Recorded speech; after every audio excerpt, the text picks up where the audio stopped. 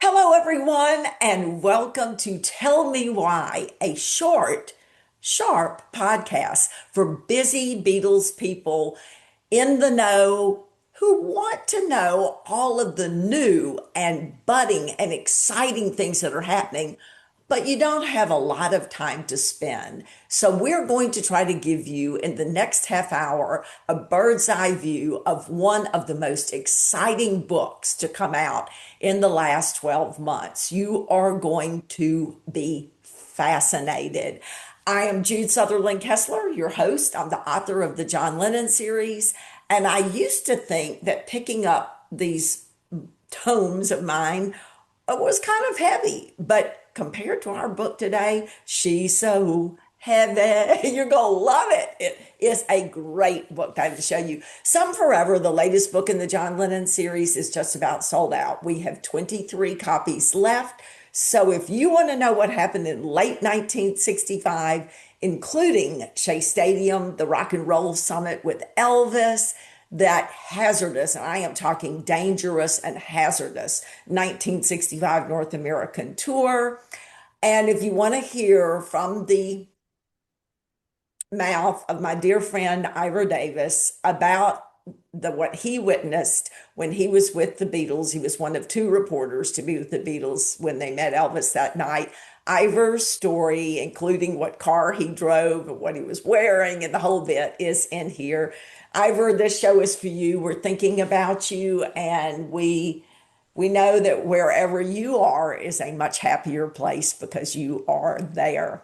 We want to invite all of our guests who are on Beatles-orama Radio and listening to us to go to the Tell Me Why page and watch this show, this particular show in person, because we're going to be showing you a lot of visuals and I really don't want you to miss it. So listen in, digest, get the gist of it, and then go to the Tell Me Why page on YouTube and see this magnificent book. So let me tell you a little bit about my guest this evening. And this is a little bit because there are a lot of things I could say.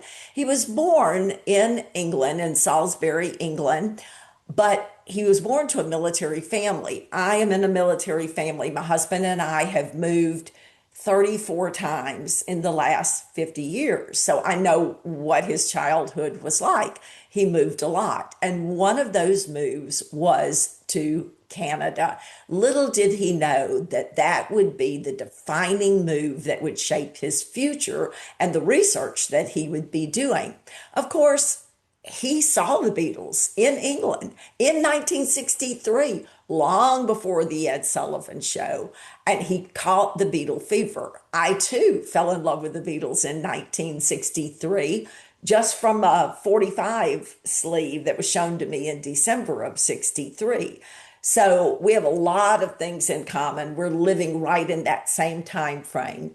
In Canada, he finished his school, went to college, and became a pioneer in the field of applied computer applications. In fact, at 22 years old, he developed the first computerized technology for using your passport, and he did this for the entire country of Canada. At 22 years old, guys, that's pretty impressive. For 30 years, he worked for a major bank as their IT expert, but all the while, the Beatles remained in his life. And he was studying them, he was collecting, he was learning the story from a Canadian's eyes. So whereas I know the story from the US and our guru, our noble leader, Mark Lewison, really knows it best. And of course, he researches everything. He knows everything worldwide, but he really experienced it in England. Our guest tonight sees it through the eyes of a Canadian.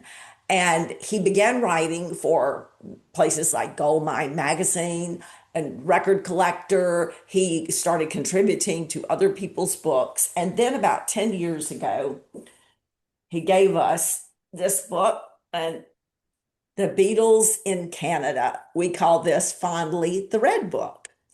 And these are the origins of Beatlemania. This takes you all the way back to the 1950s and gives you the background that made John Lennon feel inspired, compelled, really, to form the Quarrymen, and compelled, despite the fact that he felt that Paul was a coup waiting to happen, that he felt compelled to invite him to join his band. And then later at the Morgue Skiffle Cellar to include George Harrison, and on and on and on. You are going to get the early days. So this is a great, beautiful, comprehensive book. If you don't have it, you need to have it. And then we started waiting, and we started waiting for what we call the blue book. And we would say, when is the blue book going to be out? When is the blue book going to be out? Well, ladies and gentlemen, it is out. The Beatles in Canada, the evolution, 1964 to 1970. And that's what we're going to talk about today with the one and only Piers Hemmingsen. Piers, welcome to Tell Me Why. Thank you, Jude. It's a pleasure to be here. What did I forget to say in that introduction? Well, it seems like you're talking about somebody else, but I think you actually nailed it. So that's good. You are quite an accomplished individual. 22 years old, and you're inventing the passport system for the entire country of Canada. Yeah, little did I know, a salesperson sold someone on the idea before it actually was something practical. I had to make it work. So the story of my life, make it work. And that applies to everything. Make it work. You really do that. And this book is no exception, because I really don't know how you can do it, but you did it. You fit the story of 1964 to 1970 in this book, and you did it so beautifully. I mean, just look at the covers of the book.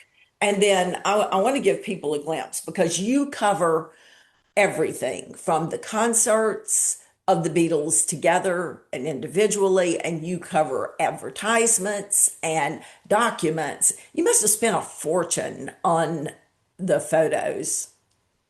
Well, I did it as I went along. So every time I found something that I thought was unique and relevant, I would acquire it, whether I had to pay for it. Sometimes yes, sometimes no. But didn't really keep track of how much was spent on the items in there, but people were very generous. People who lent me images, photographs. I could go on. I mean, there's a list in the back there of all the helpers, and it's a long list because a lot of people. I couldn't do it without all the help, and of course the internet helped. Having the internet really helped, and I think the timing of the internet allowed people like yourself and others to do some research that you couldn't do with just your local library. Yeah, you're giving people, and this is my opinion because I want to show you. This is a August 17th, 1965 Maple Leaf concert, Yep. rare photo, things that people don't get to see. And it's put together so beautifully. The layout is gorgeous. What you're really giving people is an experience. It's not just a book. You are taking them there. You're showing them the advertisements, the tickets, the contracts, the concerts, the interviews. They're getting everything. It's an experience. You give them not one, not two, but three forwards. Yeah, And one that I I, had to. I oh, had to. Yeah, this was a period in Canada's history that really, we were talking about this earlier. So many changes taking place in every country around the world, and you mentioned the computer and music and religion and sex and fashion and go on and on and on. And when you went back and you looked at all the newspapers, every city had a newspaper, every town had a newspaper. So how do you it's like a fire hose. How do you boil it down like maple syrup to the actual syrup? So I think you had to be patient. you had to work, get frustrated and go through all the microfilm and find the people who were there who were made the story happen, and really just be patient. There were lots of times where, I thought this was going to be a 2,000-page book, and I thought I can't do a 2,000-page book. It just wouldn't make sense. So getting it down to the size that I did get it down to, like boiling down the sap to make the maple syrup. Some things had to go, but I think the essence of the times are captured.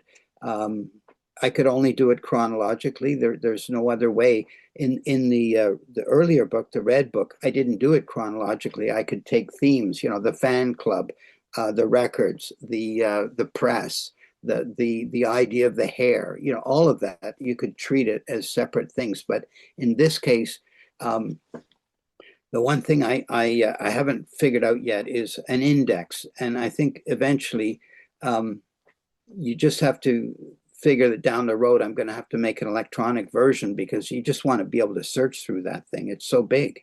Yeah. Yeah.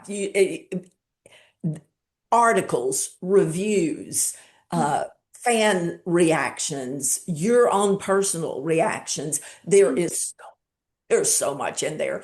And of your three forwards, the one that just really, I was like, oh, is the forward written by John Brower. Tell us a little bit about that.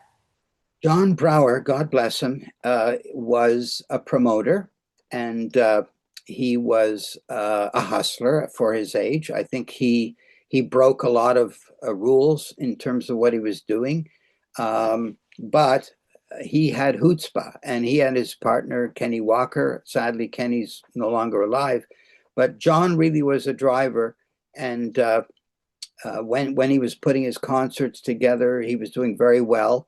And then he hit a brick wall with the rock and roll revival in September '69, because he was in the wake of Woodstock. Woodstock had all these amazing artists all in one festival.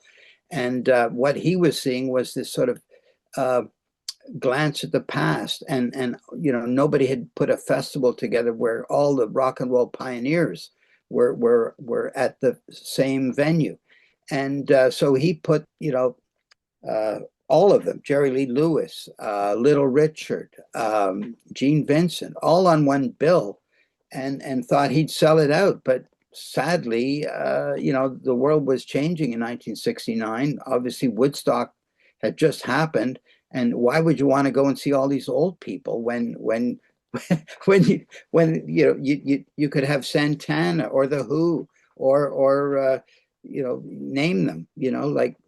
So anyway, his concert at Varsity Stadium was a dud, and Kim Fowley, who I think it was Richie York that had suggested Kim Fowley be the MC. It was Kim Fowley's idea to call John Lennon at Apple and tell him to come over and be the MC. That was the idea. So in that forward you're talking about, John calls Apple on a Hail Mary pass to see if he can get John Lennon to come and be the MC of the show. Literally a couple of days before the show is going to take place, it just so happened, and it wasn't planned this way. And I was looking at your notes earlier. It just so happens that Richie York was a rock journalist for the Globe and Mail. He had already made arrangements to go to London to interview George Harrison about the Abbey Road album. So his interview was scheduled for the Monday after the weekend of the rock and roll revival. But unbeknownst to John Brower, Rich York is literally wandering around, London after he arrives on a plane, and he goes to scope out where Apple is, because he wants to be there bright and early on Monday. So he's wandering around Savile Row, just walks into the lobby, and just happens to be in Savile Row as John Brower is calling to invite John and Yoko to, well, John particularly, to the rock and roll revival. And you hear that on the audio disc that is with the book. That recording, I believe, I don't have this exact proof, but I believe the recording comes by way of Anthony Fawcett, who was John and Yoko's uh, personal assistant. So they invite him in. They invite Richie into their office on that ground floor at Savile Row, and say, "Is this real? Is this really happening? All these people, John's heroes, are they all going to be in Toronto on Saturday?" And Richie said, "Yeah, they're all going to be there, and it all of that is captured in audio. So you have this nice little um, happenstance where John's on a phone early in the morning in Toronto trying to get a hold of John Lennon, and Richie happens to be there. So the worlds are colliding at one side of the Atlantic and the other. So, of course, John Lennon says, "I'm not coming unless I can play." And then Brower says, "You mean with the Beatles?" And then all of a sudden, his financial partners are there because they're about to pull the plug on the thing. They think they're going to get the Beatles to play at Varsity Stadium. But no, John said, "No, I put my own band together," and of course he brought Eric Clapton and Klaus and Alan White and Yoko especially, and that's all kind of captured nicely in that forward by John Brower. Literally, people always quote, "You had me at hello." You had me at hello. Uh, If there had been nothing else in the book besides the John Brower forward and the Richie York forward, which follows it and tells the story from his perspective, I would have been mhm. okay. I would have said, "Love the Beatles in Canada." Yeah, It's, yeah. I mean, Well, it's it, phenomenal.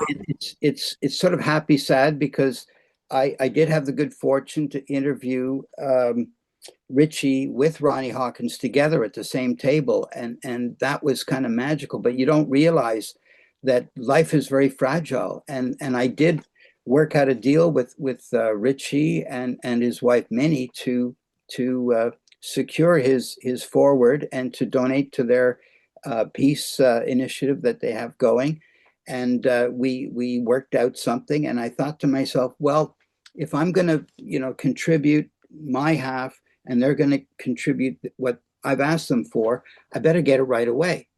So he wrote the forward when literally within weeks of when I asked, and God bless him, I received that and I just parked it. I filed it away, and then of course only months later I found out from many that he had passed away suddenly. So it was a real um, stroke of just timing Yeah. that Richie could write that forward just for the book. So I'm really honored that obviously John Brower and Richie York had done those forwards, but I haven't mentioned Sandy Gardner, and I think Yes. I can't not mention Sandy Gardner because for Canadians, the very first album was called Beatlemania with the Beatles. It's essentially the same album as what you had in England. But Sandy Gardner wrote the quote on the top of the front cover for Beatlemania with the Beatles, which happened to end up being the first Beatle album in North America. But Sandy was a Scotsman who emigrated to Canada. He had worked, I believe, for the Melody Maker in Scotland as their correspondent, and he moved to Canada. But he was plugged into what was happening in the United Kingdom, and he wrote the first review of a Beatle record in North America, which was "Love Me Do" in March of '63. So he carried on. The Ottawa Journal was his paper that he worked for, and he interviewed George Martin, he interviewed Lennon, all of it, all in that space of 64 to 70. So when I asked him to write his forward, he didn't tell me what he was going to write, pardon me, but he did come up with this wonderful term that the Beatles were a band for infinity, and I think that captures pretty much what we're all thinking of the Beatles these days is that Yes. they are lasting. They're not going away.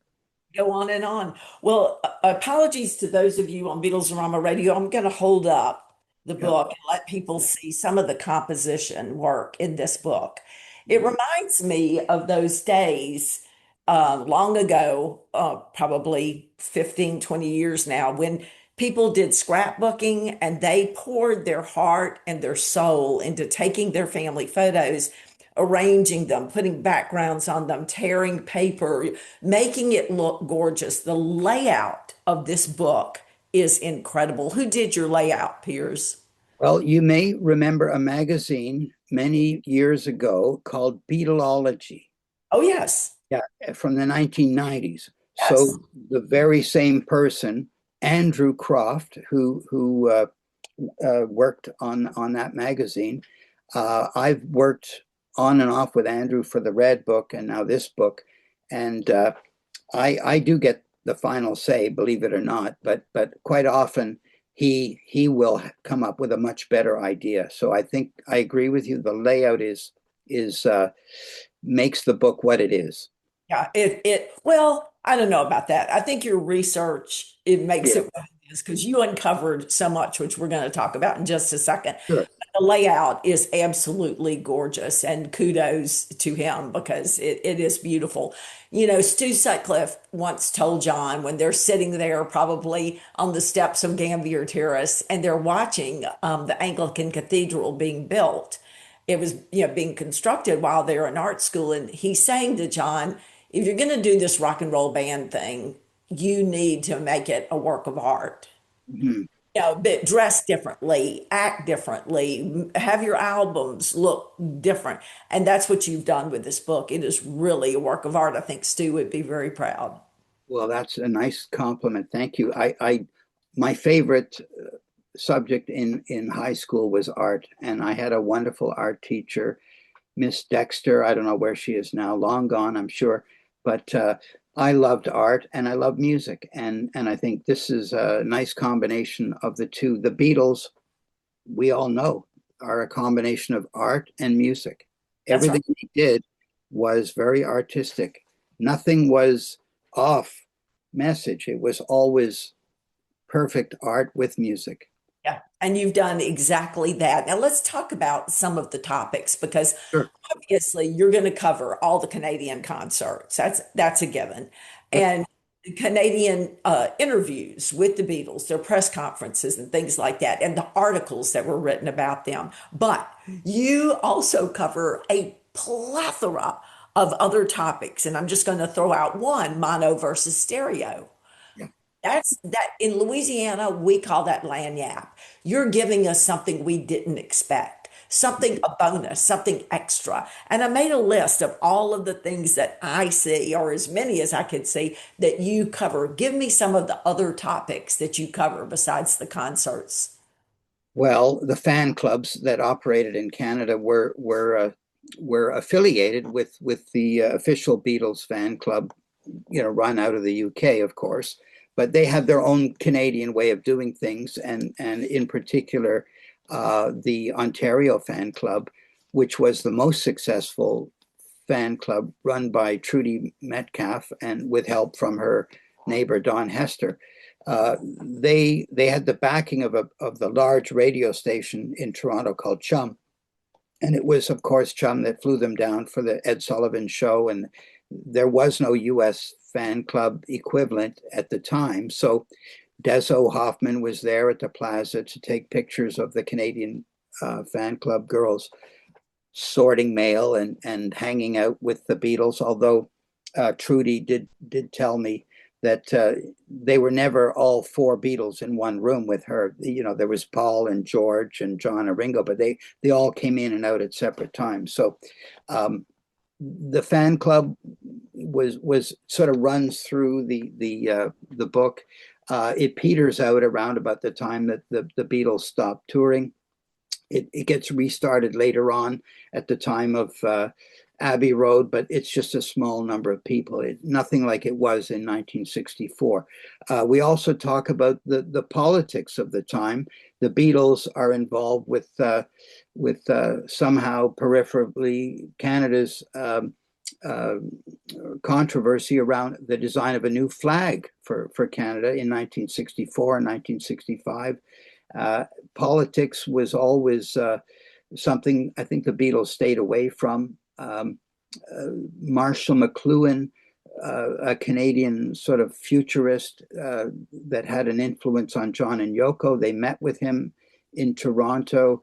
The idea of Capitol Records operating as a subsidiary. I go very deep into the world of Capitol Records and how it related to Los Angeles, how it related to EMI overseas. I had access to, of course, Paul White, who wrote the foreword for the Red Book, and Paul helped all the way through with the Blue Book before he passed away in 2018. And Paul and his team would write a weekly sizzle sheet.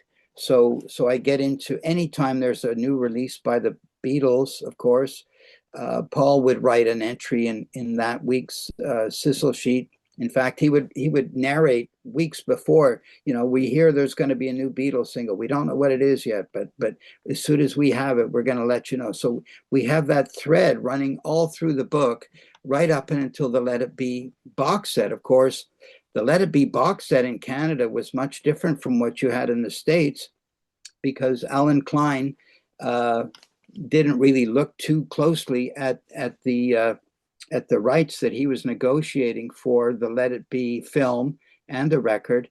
And unlike the Hard Day's Night album, which was the same in the USA and Canada, the Let It Be was a different deal. So Paul was able to get the same box set from the UK with the book in Canada that wasn't available in the US. That was just because of maybe something, an oversight by Alan Klein in his rush to get things out.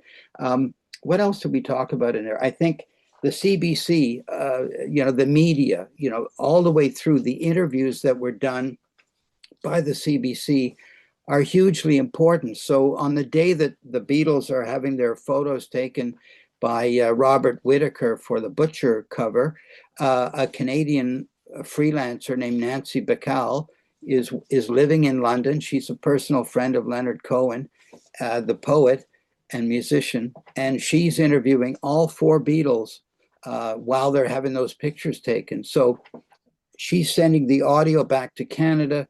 There's a CBC radio program called Action Set. They air all four individual interviews. Sadly, two of them were not kept, so we only have the John and the George. But they're good. There's clips of those on the audio disc that come with the book. Then, of course, in '67, a journalist named Peter Zofsky creates a long, I think it's an hour and a half radio documentary in May of '67 called How the Beatles Changed the World. That's a fascinating audio documentary, interviews with George Martin and the Pink Floyd, early interview with the Pink Floyd, all kinds of, Richard Goldstein, who was an American rock journalist who I interviewed. He was submitting stuff to the CBC. So it's all through. And then when the Beatles start up Apple, they're not touring anymore. So the media has to go to London. The Beatles aren't coming to North America anymore. So the CBC sends people over there. And that's where you have Chum, again, sending people over to interview, Paul McCartney at Savile Row in '68. And then, of course, interviews with George Harrison by Richie York in '69. And then Hugh Curry on the set of the Get Back film at Twickenham. And, they call that, I think, the Two Junkies interview. I don't know if you've seen that one on it's just an outtake, really. But all of the CBC stuff, I think that's important. The magazines, the coverage that the Beatles got in the media is different from what you'd see in the States. You got to remember the book that I've just finished is a North American book because of the relationship between Canada and the US. The two companies, Capitol in Canada, Capitol in the US, they all work together all the time. So it's very interesting how you can have two different countries and the Beatles story is pretty much the same. It's not radically different.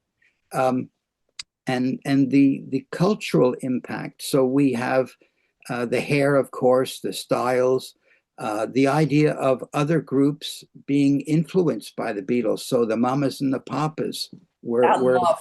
That was one Yeah, of my favorite ones. yeah. So having a lunch with Denny Doherty for 3 hours and getting his Beatles story, I could only put it on one page, of course, but hilarious. And I mean, these people were in that sort of circle of people. Again, the radio disc jockeys that I interviewed had access to, they were all competing with each other. Who was going to be the first to have the new Beatle record on their radio station? Who was the first to get an interview while they're on the set of A Hard Day's Night? All of that stuff. I mean, it's for me, it was just a real joy to kind of piece it all together.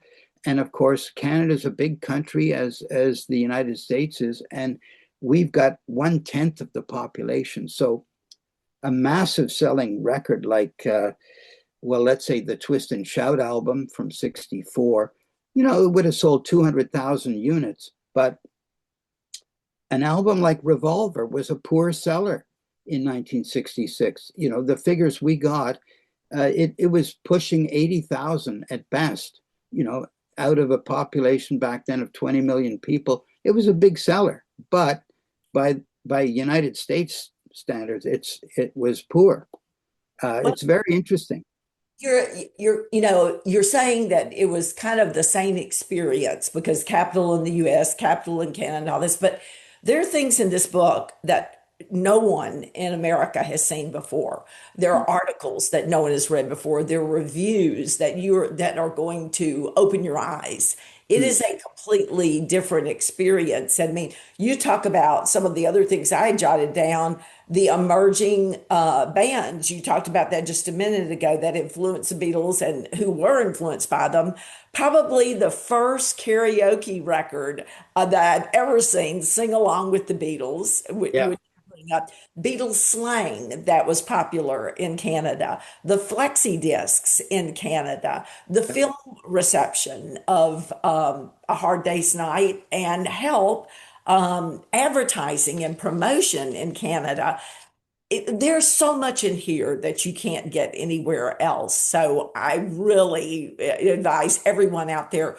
We are running up on our time and we've got so much more to talk about. So let me ask you this. Will you come back and do part two? I'll do part three, four, and five. Well, we're going to stop. We were going to talk about the insider stories and things that Piers knows from people in Canada that you do not know in the UK or Europe or Japan or Australia or the United States. These are stories that are unique to Canada. So we're going to start off with that in part two. And we're going to talk about the reviews from Canadian sources. Especially my favorite book review was Spaniard in the Works called Lennon Rides Again with a Yeah. with a WRIDES. Um, Piers, tell people where they can get this magnificent book. Well, the website for North America is easy. It's thebeatlesIncanada.com. The book is currently, we ship books to the UK. So in the UK, the book is represented by Omnibus Books. So they have a website, but it's also available on Amazon.co.uk. In both those cases, you've got to pay, the postage for the book, which is not cheap because of the size of it. But the good news is that you can go to the good bookstores in London. I've been there. I checked. They have them. Foils, books, Waterstones books, Hatchett's books, and a whole bunch of other bookshops have access to the Beatles in Canada, the evolution 1964 to 1970. If it's just going out in April, so here we are, it's April 7th. If you are smart, I think you can get your order in now. You save something like £20 off the retail price on advance orders. So literally those books that are in the UK are the same books that we have here in North America. They have the CD, the booklet with the CD, the 50 tracks, the poster, and the bookmark. That's something with Mark Lewison. And I think in the case of North America, if you go to the website, you can just click on the USA order button or the Canada order button. We have we have had no problems shipping books to anywhere in the States. You get a US mail tracking number, and no books, touch wood, have been returned. So I've been shipping books since December 1st. It takes about a week before we aggregate our orders, so that keeps the cost down. So we ship out weekly. So we're not Amazon in North America where you get the book the next day. So you got to be a little bit patient because, again, because of the size and the weight of the book. But I'm very pleased to say that the quality of the paper and the binding is up to the same standard that we had with the first volume. So that was important to me, that it be it's not going to fall apart, is what I'm It trying to say. fall apart because I took it to bed with me and read and get up and I would be sitting with it in bed and turning and making notes and putting it's a lovely book and it's an investment book. I'm not going to tell you that it's inexpensive, but I'm going to tell you that every single penny that you put into purchasing the Beatles in Canada, you will get in triple in the benefit of reading it. These are things you don't know. This is not the same old, same old. This is brand new material. And the companion CD, incredible. I think track number 13, if I'm not mistaken, is John Brower talking about his experience and everything on here. There are interviews, there is just incredible. And I love, one of my favorite things is the book Mark, which Yeah, has a picture of, yes, indeed, Mark Lewis. I love it. yeah, and he was in Canada, and that picture was taken in Canada, and we had fun with that one because nowadays with the internet, you can get a piece of work done over there and have it shipped over here and vice versa. So um, some of those bookmarks were printed in the UK. And of course, on some editions, you get a Bruce Spicer insert, which is um, the Mountie. We talk about the butcher cover. Yeah. So that's the only place you're going to find a color image of Paul White's stereo butcher slick. So thank you, Bruce Spicer, for writing his essay of Beatles and Mounties. Yeah. And I've had the privilege of contributing to some of Bruce's books over the years, and he's one of those gurus that without whom we would know so little about the records that were issued by the millions in the United States, and just wonderful stuff. Yeah. It So is. Well, we're going to pick up next time, guys. In part two, you're going to get some of the insider stories from people in Canada that you will not get anywhere else. And you're going to hear some of the reviews that you haven't heard. And in fact, a world changing report about Maureen Cleave and the bigger than Jesus comment and what Maureen Cleave had to say about it in August of 1966. So you don't want to miss out. We have lots more that we want to discuss, including Piers's favorite John Lennon quote, which we will discuss next time. So we will pick it up very, very soon and enjoy part one and then get ready because there's more to come as you enjoy the Beatles in Canada. By the time that we meet again, possibly in a week, Piers, if that works for you, will I hope that people have placed their orders and they are getting ready to enjoy the Beatles in Canada. Pierce, thank you for being on the show. good, thank you. It's a real pleasure to talk to you and all of the great work you've done with the John Lennon series. Amazing, amazing. Well, it is a joy, and I know you feel the same way about your work. It's a joy. And I'm thinking, and we'll talk about this next time.